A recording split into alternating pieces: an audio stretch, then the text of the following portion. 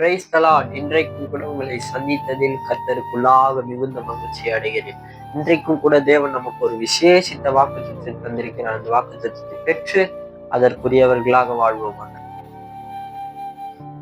நீ பயப்படாதே, உனக்கு வேண்டியபடி எல்லாம் செய்வேன். ரூத் 3வது அதிகாரம் அதில் 11வது வசனம்.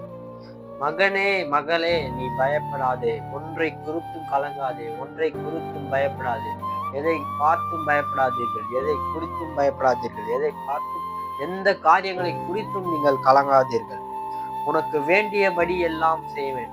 நீங்கள் வேண்டிக் கொள்வதெல்லாம் அவருடைய சித்தத்திற்கு உட்பட்டு இருக்க வேண்டும். அவருடைய நாமத்திற்கு உட்பட்டு இருந்தால் அதை எல்லாம் உங்கள் மனதின் விருப்பத்திற்கு ஏற்றாற் போல இந்த வருடத்தில் செய்வேன் என்று கர்த்தர் சொல்லுகிறார். உங்களுடைய மன விருப்பம் இப்பொழுதே நிறைவேறப் போகிறது, இப்பொழுதே நிறைவேறப் போகிறது என்று கர்த்தர் சொல்லுகிறார். ஆக நீங்க எதை குறித்தும் கலங்காதீர்கள், எதை குறித்தும் பயப்படாதீர்கள். உங்களுடைய துக்கங்கள் எல்லாம் முடிந்து போயிடுச்சு. நீங்கள் எதற்கும் பயப்படாதீர்கள். உங்களுக்கு வேண்டியபடி எல்லாம் இந்த வருடத்தில் அவருடைய நாமத்திற்கு உட்பட்டு இருந்தால் அதை செய்து முடிப்பேன் என்று கர்த்தர் சொல்கிறார்.